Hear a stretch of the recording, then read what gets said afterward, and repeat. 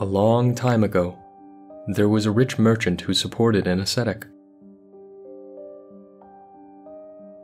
The merchant would take care of all the ascetic's needs and offer him food daily. One day, the merchant heard that there were bandits going around robbing rich people's houses and got very scared. The merchant thought hard about where to hide his riches. The merchant decided to trust the only honest person he knew, the ascetic. "My holy sir, there are bandits going around robbing people. I don't know whom to trust, and you are the most honest and holy person I know. Can I please bury my gold behind your hut?" Merchant. Ascetics who adhere to the higher training do not care for worldly things such as those things you call treasure. We call them burdens and trash. If you wish to bury your riches behind the hut, do so. And so, the ascetic watched carefully as to where the merchant was digging.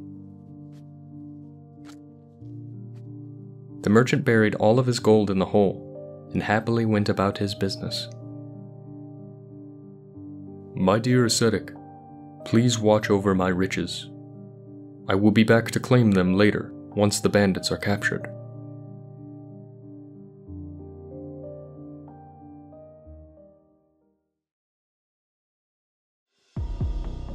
The ascetic waited a few days and then dug up the gold.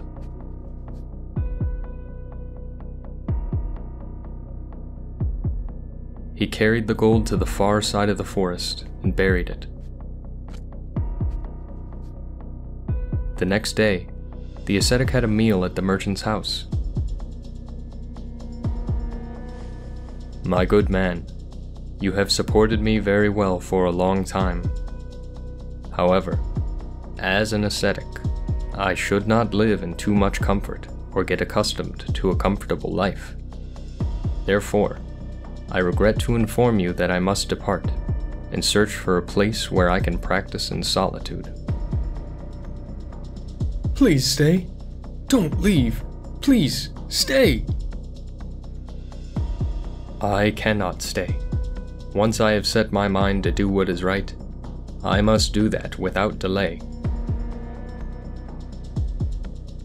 When he got to the edge of the forest, he thought, If the merchant finds his gold missing, he will realize that I took it.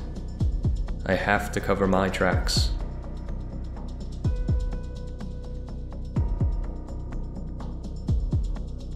"Why have you come back?" "I realized that I took something that did not belong to me. As a holy man, I would never steal or take anything that belongs to others. This straw from your roof must have fallen into my hair, and I have traveled back to return it." "I am so impressed by your virtue. You are truly a holy man." And so the ascetic left once again, assured that he had completely fooled the merchant.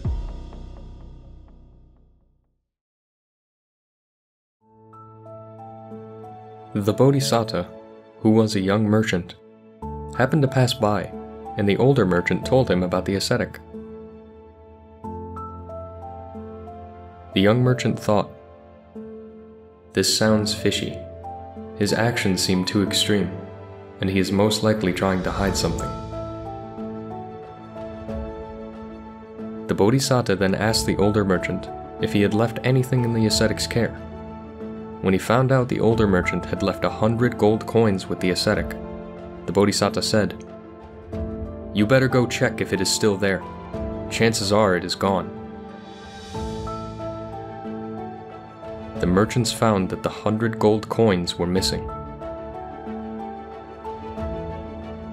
The thief is none other than the honest ascetic. Let's pursue and capture that thief.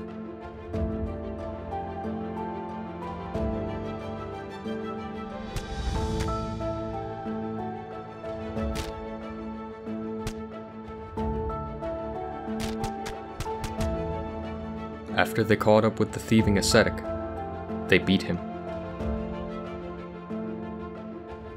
You came back to return 1 straw, yet did you not think that 100 gold pieces was worthy of returning? Creating evil karma leads to unfavorable and undesirable consequences, as you can clearly see. Consider your suffering and pain a lesson, and never try to scam anyone ever again.